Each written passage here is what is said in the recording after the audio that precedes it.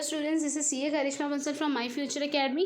अब हम लोगों का लास्ट 2 टॉपिक बाकी है, ट्रांसपोर्टेशन एंड वेयरहाउस। ट्रांसपोर्टेशन यहाँ पे क्या बताया गया है, एक बार देखते हैं। Transportation comprises freight services together with supporting and auxiliary services by all mode of transportation. Transportation services में फ्रेट सर्विसेज मतलब एक जगह से दूसरी जगह को माल पहुंचाने की सर्विस, और दूसरी सर्विस हर मोड से मतलब रेल के थ्रू, रोड के थ्रू, एयर के थ्रू, सी के थ्रू गुड्स को एक जगह से दूसरी जगह पहुंचाने का हम ट्रांसपोर्टेशन बोलते हैं। ऐसा बोल रहे हैं कि डिफरेंट वेज ऑफ ट्रांसपोर्टेशन के क्या एडवांटेजेस है, क्या वो हम लोगों ने ऑलरेडी आगे पहले पढ़ चुके हैं।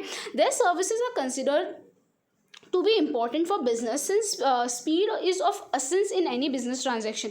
ऐसा बोल रहे हैं ट्रांसपोर्टेशन सर्विस हर बिजनेस के लिए बहुत ज़्यादा ज़रूरी है, क्योंकि जितनी जल्दी हमारे गुड्स हमारे कस्टमर तक पहुंचेंगे उतना ही उनको ज़्यादा सेटिस्फेक्शन मिलेगा।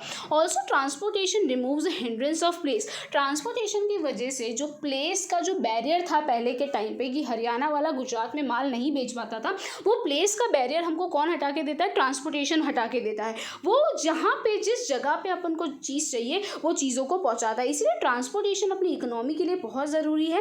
We need better infrastructure of roads with sufficient width and high quality. We have few ports and that too are congested. Both government and industry need to proactive and view the effective functioning of this service as necessity for providing a lifeline to a business service. In sectors like agriculture and food, there are massive losses of product in process of transport.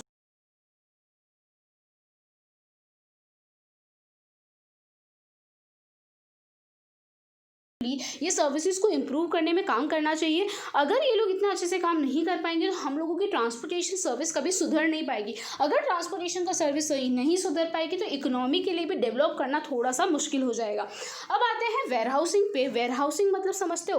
Warehousing मतलब जब अपन को अपने goods को store करके रखना है तब हम लोग क्या यूज़ करते हैं? वेयरहाउस यूज़ करते हैं। अब वेयरहाउस क्या है? एक स्टोरेज यूनिट है जहाँ पे हम हमारे गुड्स को क्या करते हैं? ओरिजिनल क्वालिटी, वैल्यू और उसके यूज़फुल के यूज जब वो आएगा उस हिसाब से उसको वहाँ से बाहर निकालते हैं। वेयरहाउस वाले जो लोग होते हैं ना, वो अपन को अलग अलग तरीके की सर्विसेज भी प्रोवाइड करते हैं। आज के टाइम पे बोलते हैं ना, अगर आप वेयरहाउस की सर्विसेज की वजह से अपन लोगों को टाइम मैनेजमेंट का, टाइम का जो हिंड्रेंस है वो अब कवर हो गया। मतलब पहले क्या होता था, अगर आपका गुड्स के लिए आपके पास स्टोरेज की जगह नहीं है तो आप जिस टाइम पे आपको गुड्स अवेलेबल करवाने होते थे उस टाइम पे नहीं करवा पाते थे, क्योंकि आपके पास स्टोरेज की जगह ही नहीं है। बट बिकॉज ऑफ वेयरहाउस ये जो टाइम हिंड्रेंस है वो हट चुका है। अपने यहाँ पे डिफरेंट टाइप के वेयरहाउसेज होते हैं। सबसे फर्स्ट वेयरहाउस जो है वो है प्राइवेट वेयरहाउसेज।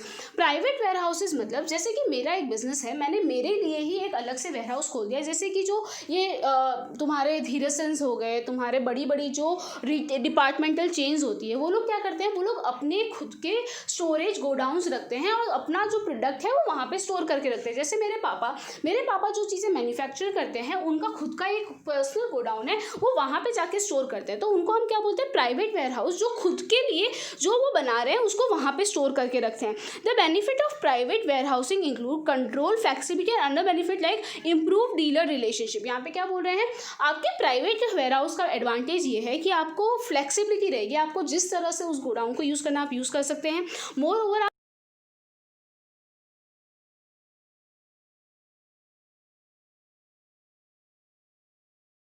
प्राइवेट वेयरहाउस के ये सब एडवांटेजेस है। सेकेंड आता है पब्लिक वेयरहाउस। पब्लिक वेयरहाउस वो होता है जहाँ पे कोई भी ट्रेडर, कोई भी मैन्युफैक्चरर, कोई भी बंदा अपना गुड्स स्टोर कर सकता है। प्राइवेट वेयर हाउसेस के लिए आपको गवर्नमेंट से जाके लाइसेंस लेना पड़ता है। वो लाइसेंस लेने के बाद अपन एक जगह लेते हैं। वो जगह में अपन क्या बोलते हैं? जिस बंदे के पास अपना खुद का प्राइवेट वेयर हाउस नहीं है वो यहाँ पे आके अपना क्या कर सकता है? माल को रख सकता है और हम इसकी देखभाल करेंगे। पर इसके लिए आप लोगों को गवर्नमेंट से लाइसेंस लेना पड़ता है। ठीक है, यहाँ पे जो ओनर है वेयर हाउस का, उसकी रिस्पॉन्सिबिलिटी है कि हमने जो गुड्स उसके पास रखे हैं उसका वो ध्यान से क्या करे, एकदम संभाल के रखे, उसका एजेंट की तरह वो काम करता है। मोर ओवर वहाँ पे कोई वेयरहाउस वाले ट्रांसपोर्टेशन की फैसिलिटी भी प्रोवाइड करते हैं और वहाँ पे पूरी की पूरी सेफ्टी रखते हैं। The other benefit include flexibility in number of location, no fix cost and capability of offering value added service like packaging and labelling. क्या बोल रहे हैं कि भाई बेनिफिट क्या है? ये फ्लेक्सिबल है क्योंकि अपन कितनी भी अलग अलग लोकेशन पे, जैसे मेरे को जहाँ पे माल पहुँचाना है मैं अलग अलग जगहों पे गोडाउन ले सकता हूँ। मोर ओवर यहाँ पे क्या होता है? यहाँ पे कोई फिक्स कॉस्ट नहीं होती। जैसे अगर मैंने खुद का गोडाउन लिया है तो मुझे वहाँ पे फिक्स हर महीने इतना रेंट पे करना पड़ता है उस गोडाउन का, बट यहाँ पे क्या होता है मुझे सिर्फ और सिर्फ स्टोरेज चार्जेस पे करने पड़ते हैं पब्लिक गोडाउन वेयर हाउस में। वहाँ पे मुझे इंडिविजुअली अलग अलग पेमेंट नहीं करने पड़ते, तो ये एक बेनिफिट हो जाता है। मोर ओवर कोई जो वेयर हाउस वाले ना वो लोग पैकेजिंग और लेबलिंग की सर्विस भी प्रोवाइड करते हैं, तो हमारे लिए वो भी चीज़ ईजी हो जाती है। आते हैं बॉन्डेड वेयर हाउस पे। बॉन्डेड वेयर हाउस मतलब क्या होता है? बॉन्डेड वेयर हाउसेज है ना, जो गवर्नमेंट के वेयर हाउसेज होते हैं वो वेयर हाउस इम्पोर्टेड गुड्स मतलब जो बाहर की कंट्री से इंडिया में आ रहे हैं उनके लिए ये वेयर हाउसेज बनाए जाते हैं। ये वेयर हाउसेज का काम क्या है? ये वेयर हाउसेज का काम है कि जो बाहर से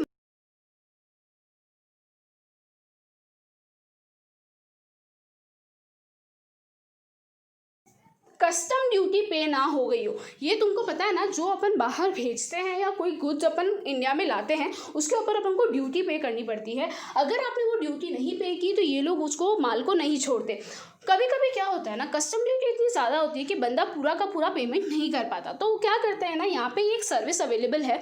आपको जितना गुड्स चाहिए आप उतना लेके जाइए और उसके हिसाब से उतनी आप क्या पे करिए, ड्यूटी पे करिए। बचा कुचा माल हमारे पास एज अ बॉन्ड रहेगा, एज अ सिक्योरिटी रहेगी। अगर आपने अपनी ड्यूटी पे नहीं की तो हम लोग इस माल को क्या कर लेंगे, सीज कर लेंगे और अपने पास रख लेंगे।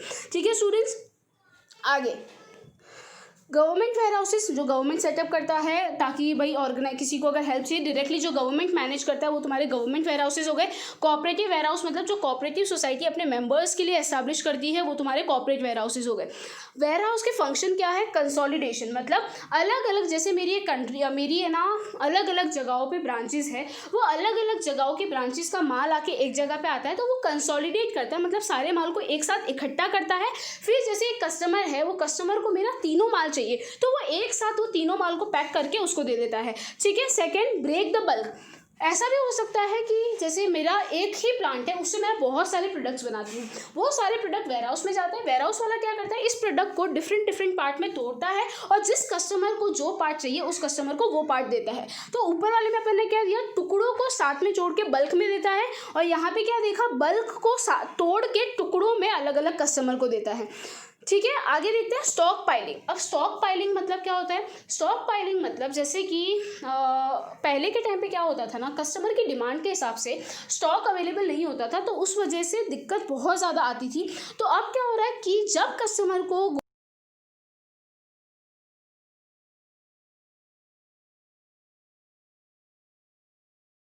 स्टोरेज करना बहुत ज़्यादा ज़रूरी है, तो स्टॉक पाइलिंग, स्टॉक बना के रखना, स्टॉक को मेंटेन रखने का काम किसका है? वेयर हाउस का है। आगे value added services. Warehouses, बहुत सारे वेयर हाउसेस और भी सर्विसेज प्रोवाइड करते हैं, जैसे कि मिक्सिंग वाला काम, पैकेजिंग का काम, लेबलिंग का काम, ट्रांसपोर्टेशन भी ये लोग प्रोवाइड करते हैं। इंस्पेक्शन, जैसे किसी बायर को आके अगर गुड्स दिखाना है तो वो लोग आपको अलाउ करते हैं कि आप है ना गोडाउन में आके उनको दिखा सकते हैं, हम लोग एक्स्ट्रा चार्जेस नहीं लेंगे। तो इस तरह से वो लोग हमको और वैल्यू एडेड सर्विस प्रोवाइड करते हैं जो हमारे बिजनेस के लिए आगे जाके बहुत ज़्यादा इंपॉर्टेंट होती है। फिर क्या बोला है? Price stabilisation. वेयर हाउस तुम्हारी प्राइस को स्टेबलाइज करने में हेल्प करता है। देखो, अगर कोई प्रोडक्ट की डिमांड बोलते हैं ना बहुत ज़्यादा रेज हो गई, उसके सामने उतनी सप्लाई नहीं आई ना, तो होता क्या, प्राइस बहुत ज़्यादा शूटअप हो जाती है। तो उस वजह से क्या होता है ना, वो ऐसा सिचुएशन कब आता है जब तुम्हारे पास इनफ स्टॉक नहीं होता। बट वेयर हाउस आने के बाद हर किसी बंदे के पास इनफ स्टॉक होता है। अगर स्टॉक इनफ है तो डिमांड आप इजीली फुलफिल कर पाएंगे। अगर डिमांड इजीली फुलफिल कर पाएंगे तो तुम्हारी जो इन्फ्लेशन है, मतलब जो प्रोडक्ट की जो प्राइस है वो हमेशा स्टेबल रहेगी, वो एकदम ऐसे शूटअप नहीं हो जाएगी। जैसे अभी कोरोना वायरस में हुआ, क्या हुआ, अचानक पता चला वेजिटेबल अपन को 5 दिन नहीं मिलने वाली, तो जो लोग वेजिटेबल बेच रहे थे ना, वो लोग 10 रुपए की चीज़ को 100 रुपए में बेच रहे थे। क्यों? क्योंकि उस टाइम उनको पता था कि स्टॉक अवेलेबल नहीं है, लोग हमसे खरीदेंगे। तो होता क्या है कि अगर स्टॉक अवेलेबल होता है तो प्राइस स्टेबल रहती है, तो वेयर हाउस हमारी प्राइस को स्टेबलाइज करने में हेल्प करता है। लास्ट है फिनेंसिंग। फाइनेंसिंग में क्या बोला गया है कि जो वेयर हाउस है ना, वो लोग है ना ओनर्स को फाइनेंस भी प्रोवाइड करते हैं। वो लोग बोलते हैं आपके गुड्स के बदले में हम आपको क्या देंगे, हम आपको लोन देंगे, आप वो गुड्स को हमारे यहाँ पे एज अ सिक्योरिटी रख सकते हो और आप एज अ लोन, मतलब लोन